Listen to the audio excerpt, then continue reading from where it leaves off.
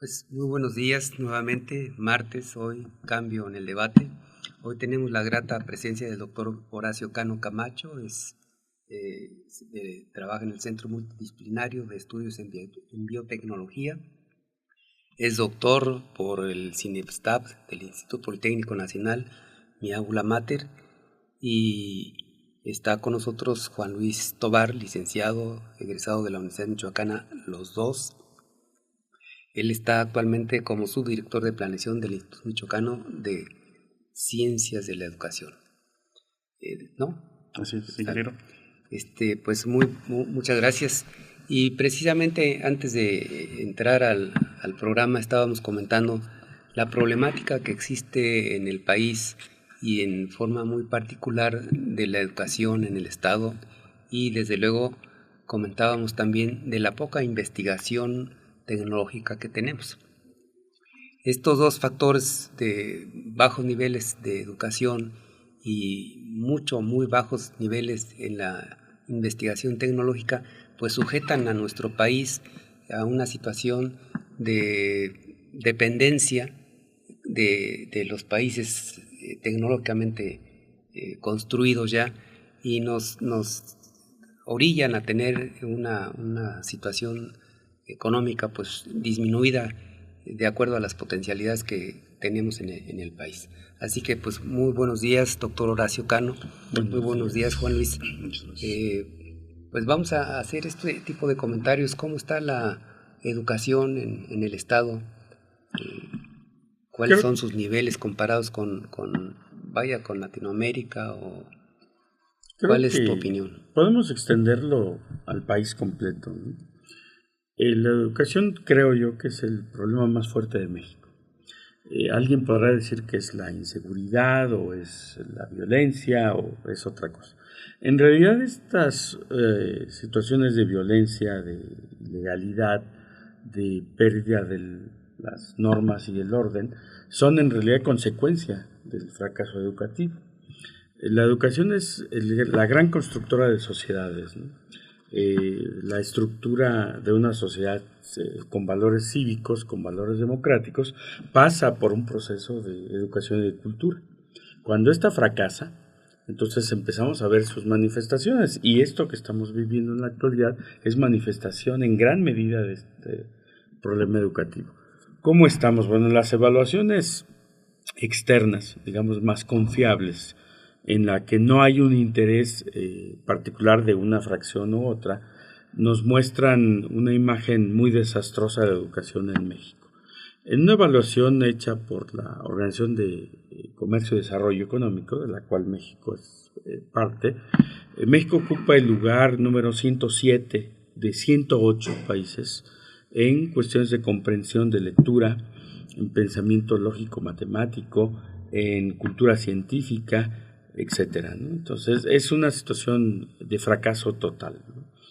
El estado de Michoacán, dentro de este desastre, el estado de Michoacán junto con algunas otras regiones del país, pues representan un desastre aún mayor.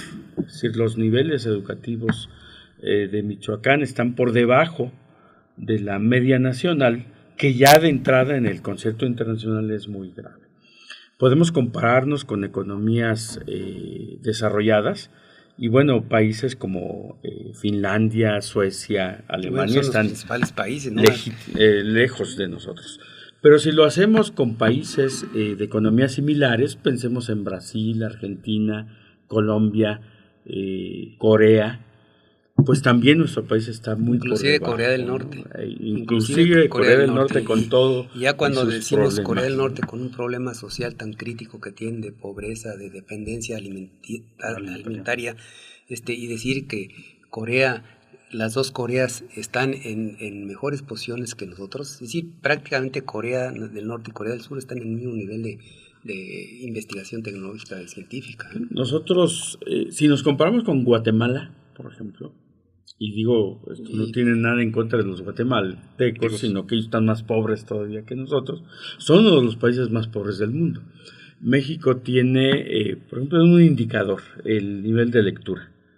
El 0.66% de la población guatemalteca tiene el hábito de la lectura. constantemente están leyendo. El punto 66. México, con una economía varias veces más grande, tiene por ahí del 2.8% de la población tiene el hábito de la lectura. El nivel de libros, los guatemaltecos leen como medio libro por habitante por año y México 1.2. Muy lejos de Brasil, que anda sobre 3.7, y por supuesto muy lejos de Japón, que anda al orden de los 90 libros por habitante por año. Fíjate, nada más. Entonces, ¿Cuántos lees tú? Sí, claro, ese es un indicador del problema que tenemos, ¿no? Educativo. ¿Cuál es tu opinión? Digo, a mí me parece sumamente grave, y si aunamos a esto el nivel de patentes que se generan en los países, México aquí tiene todavía un atraso mayor. El número de patentes que tiene a Latinoamérica es de 500 patentes aproximadamente, y Estados Unidos tiene 25,000 patentes al año, y China genera 1,200, 1,300 patentes. Entonces el grado de dependencia en todos los niveles ahorita basados en la cuestión educativa, pero en la parte tecnológica, es sumamente grave, en donde nos dejan en un estado prácticamente de dependencia y de subordinación hacia las potencias económicas. Sí, desde luego que en forma genérica pudiéramos considerar que la propia sociedad mexicana está consciente del bajo nivel educativo y el muy bajo nivel también de investigación tecnológica que tenemos. Hay razones para entender este bajo nivel, y una de esas razones ha sido la dependencia que ha tenido los sindicatos de los propios gobiernos federales. Es decir, el gobierno federal, a través de su sistema educativo, empezó a construir fantasmas o gente que hoy es un verdadero lastre para el país, y tenemos la historia completa del sindicalismo magisterial. Y por otro lado, bueno, el país no tiene una aportación económica suficiente en la investigación científica, de tal manera que esos dos factores pues van siendo rezagados. ¿Cuál sería el factor esencial para corregir estas desviaciones? Es decir, ya conocemos el problema, sabemos que de origen está en el propio gobierno de la República, que creó fantasmas o creó elementos afines para su idea fundamental de mantenerse en el poder, y que ahora ya no responden a las necesidades del país. ¿Qué se hace? ¿Qué se puede hacer? ¿Cómo podemos vislumbrar soluciones para esta situación, doctor? Tú eres un técnico doctorado en biotecnología, y sabemos que entre más desarrollos, más investigación tengamos, pues nosotros también podemos tener un progreso, ¿no? Podemos tener ingresos económicos que permiten aplicarse en otras partes, pero somos dependientes de todo. ¿Qué hay que hacer? El primer punto es, como sociedad, el gobierno forma parte de esto, no es exclusivamente responsabilidad del gobierno, sino que debe ser una responsabilidad social. Tenemos que entender que los países que tienen éxito económico son aquellos países que aprendieron a usar productivamente el conocimiento. La comparación clara con las naciones desarrolladas, esa es precisamente, ¿no?, la capacidad que tienen de generar conocimientos y de utilizar esos conocimientos para sustentar el desarrollo, la competitividad, la innovación. No es casual que los países más desarrollados tienen las mejores universidades del mundo. Si nosotros contamos a las 200 mejores universidades del mundo con indicadores, o sea, determinadas con indicadores como producción científica, generación de cultura, premios Nobel, etc. Estas 200 mejores universidades, México no figura en un punto de estas 200 universidades. Las 10 primeras, por ejemplo, son norteamericanas. Y luego entre la 10 y la 50 son inglesas, australianas, alemanas. Por ahí comienzan a aparecer coreanas, chinas, japonesas, por supuesto. Están distribuidas en estos países, ¿no? Esos países entendieron esta parte y desde hace mucho tiempo, nos llevan 100 años o más de adelanto, invirtieron cantidades fundamentales de recursos, tanto económicos como recursos humanos, en la formación de estas instituciones, ¿no? Que es de donde sale la gente que va a construir la sociedad. En México las universidades han sido tomadas como botines políticos, y en la época del viejo PRI, no sé si haya un nuevo, pero en la época del viejo PRI, el control de las universidades estatales se le dejó a las burocracias estatales, a los grupos de poder locales. ¿Qué hicieron y deshicieron las universidades? Pues a su antojo. O sea, nunca se propusieron fomentar el desarrollo adecuado de estas instituciones para cimentar el desarrollo, sino que empezaron a surgir grupos de todo tipo que se repartían o se peleaban o se disputaban el poder. Esta imagen no es distinta a lo que sucede en el resto de la educación. Es decir, la famosa descentralización educativa, que además entre el mismo gobierno se acepta que fue incompleta, pues le cedió el control a grupos locales.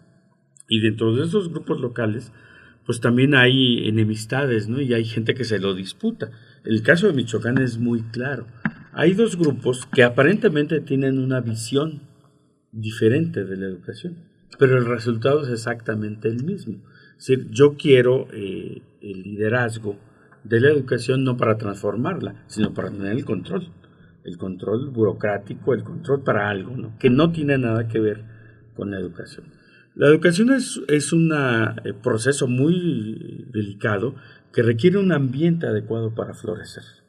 Si no pongo yo una escuela y automáticamente genera cosas. A principios del siglo pasado, prácticamente la educación en el país no existía.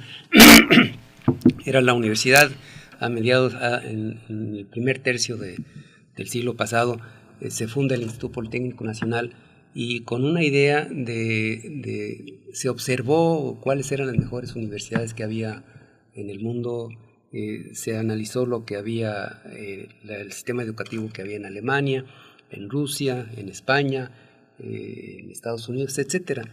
Y se llegó a la conclusión de que lo mejor era una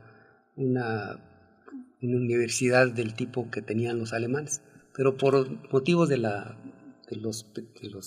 problemas bélicos, entonces no se consideró prudente, ¿no? Cuando menos así lo consideraron los científicos, los ingenieros que fueron a hacer este análisis, y recomendaron que fuera una mezcla entre la educación que se impartía en Rusia y alemana, y se fundó el Politécnico, de tal manera que a partir de esa fecha, prácticamente en 1940, empieza a haber una educación tecnológica en el país.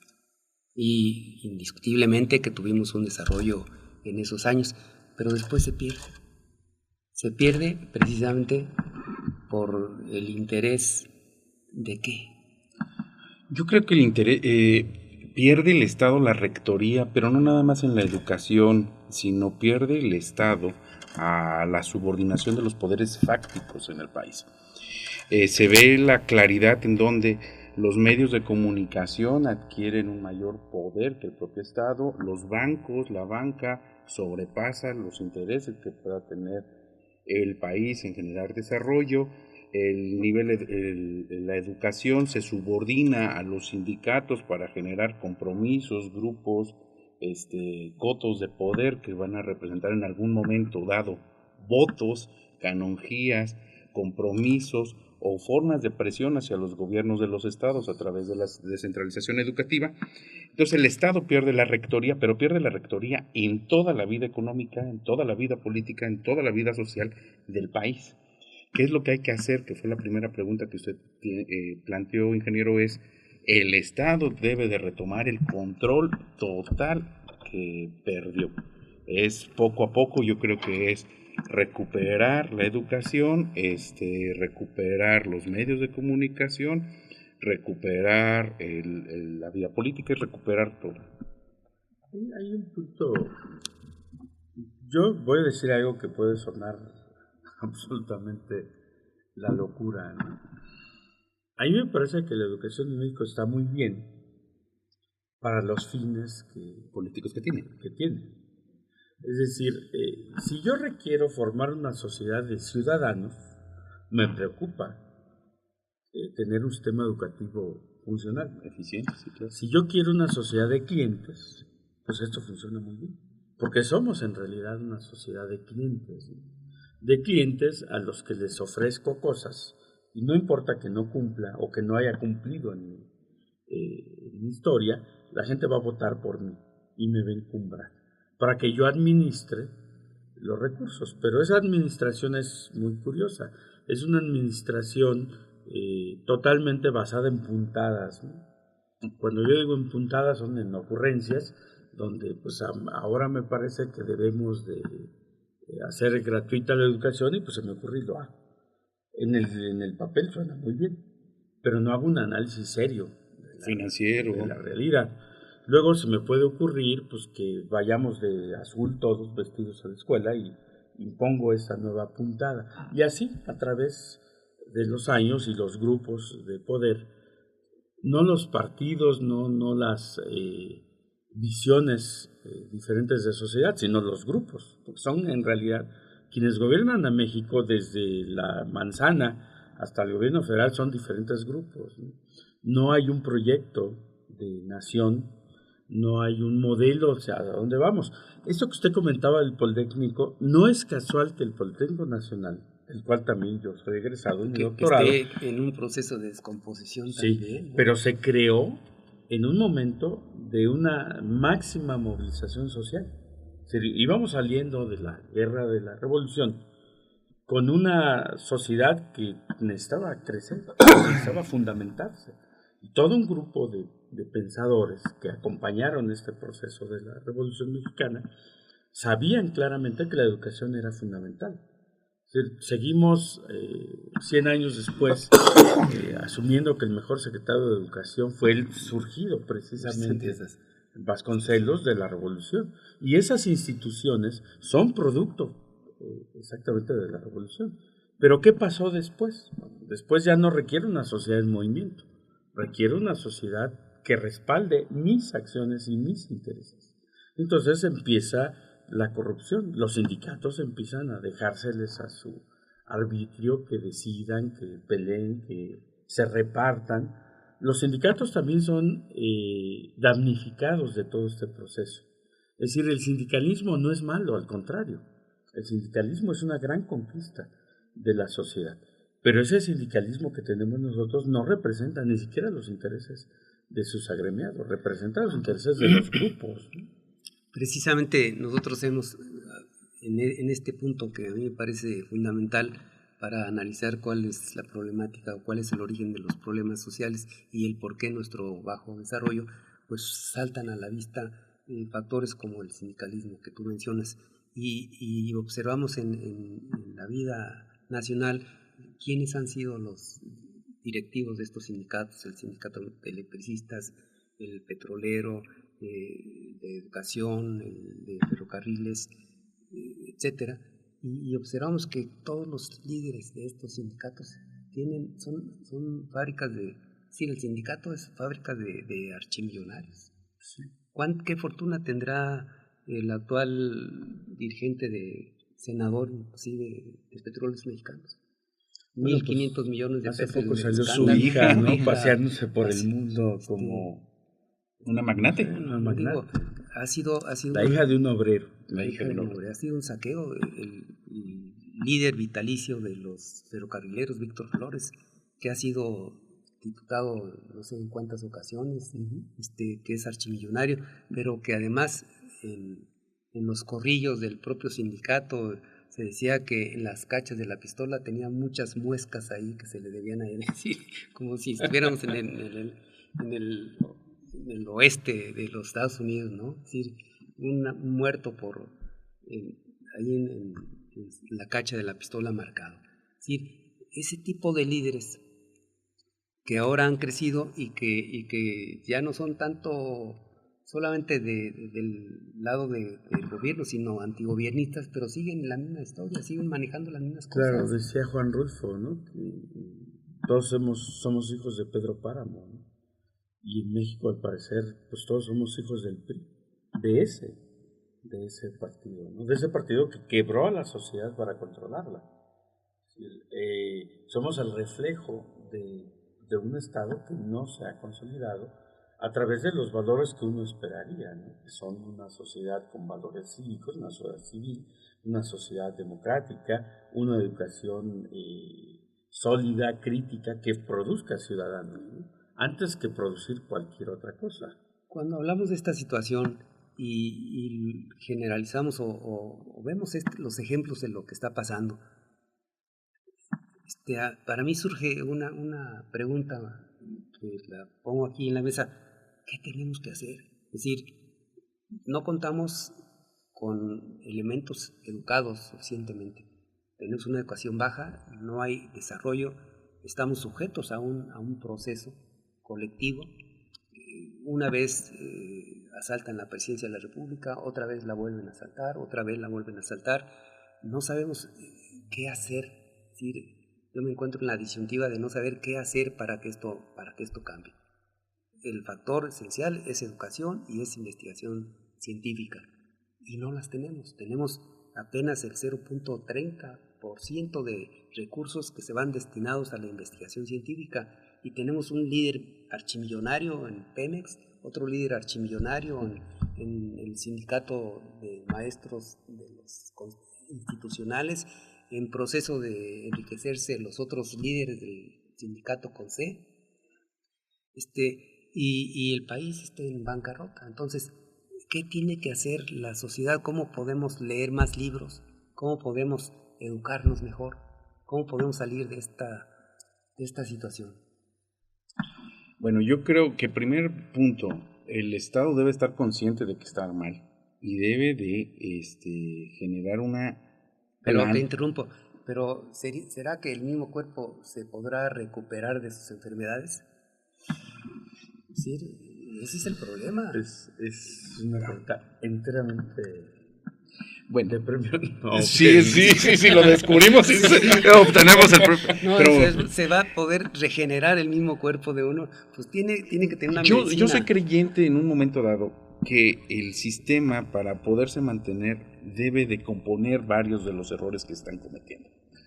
En este caso, no hablemos de un partido político, hablemos de un sistema político como el caso del mexicano, en donde ya ha habido una alternancia de dos partidos políticos que no ha logrado diferenciar en este sistema a ninguno de los tres. Entonces, en cualquier momento, cualquiera de los tres grandes partidos puede acceder al poder. Pero si se quiere mantener el sistema como tal, deben de cambiar varias cosas. Y en una de las cosas que es primordial es el sistema educativo. Esa es una. Pero la otra, que lo planteó el doctor Horacio, debe de existir una debida planeación. Pero una planeación en la cual todos los ciudadanos podamos acceder. Yo argumento que en México lo que ha sobrado es la planeación. Lo que ha faltado es la ejecución de la planeación. No, yo creo que estamos sobrediagnosticados. Yo creo que estamos muy bien diagnosticados, pero la planeación no se ha llevado a cabo, no se ha llevado una buena ejecución y no se ha llevado una buena evaluación. O sea, creo que un diagnóstico perfecto de cómo está la situación del país sí está. Están los planes por dónde seguir, pero no se han llevado a cabo. Entonces, sí tenemos planeación, pero no hay ejecución. Pero es parte todo de un mismo modelo. Pero ¿cómo se puede, vuelvo a la pregunta, cómo se puede uno autorregenerar? Sí, ese es un punto muy complicado y puede haber dos visiones, una pesimista y una optimista. Yo quiero creer en la segunda, ¿no? En la visión pesimista no hay remedio, ¿no? El cuerpo está enfermo, la cabeza es la más enferma de todas y por lo tanto pues jamás se va a permitir curarse, ¿no? Esta es esa visión pesimista. Entonces aquí surgen esas visiones catastróficas donde pues hay que apuntalarle a la descomposición total del Estado y a partir de ahí empezar a volver a construir.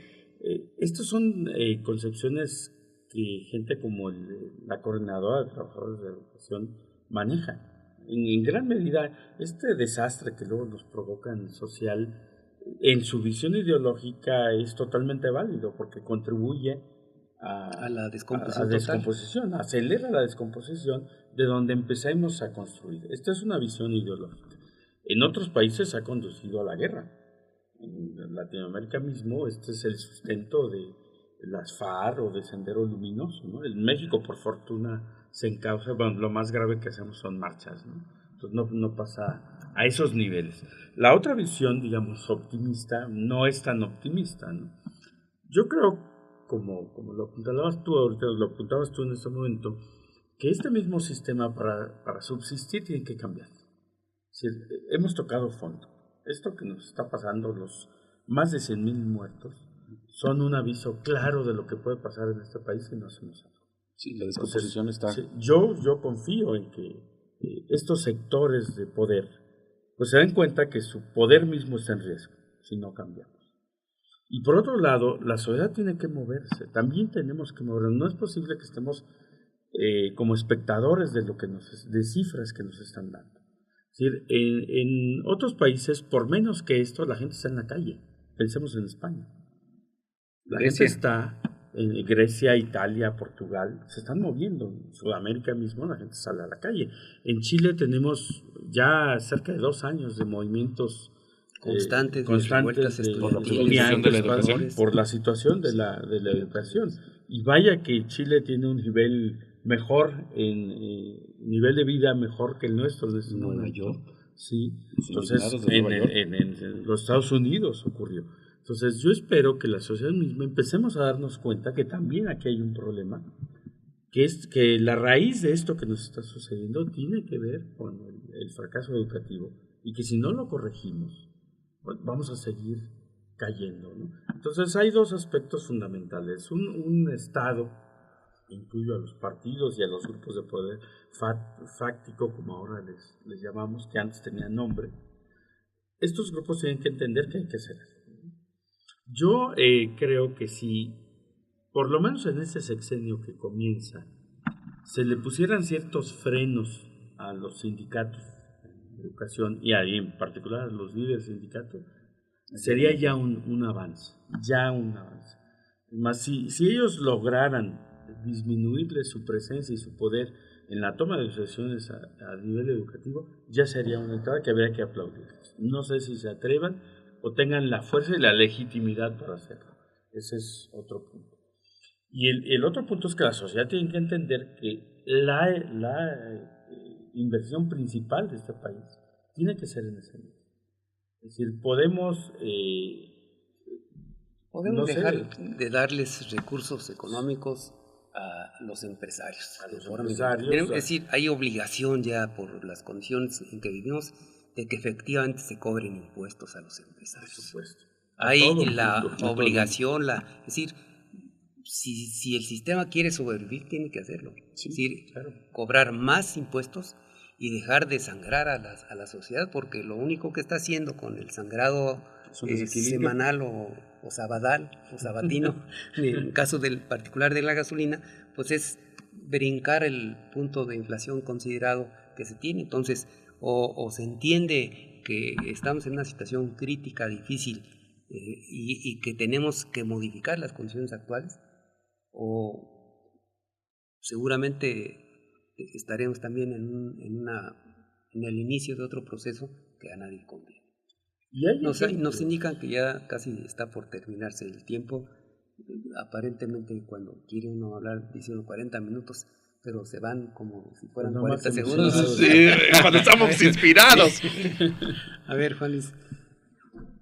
Pues bueno, yo considero que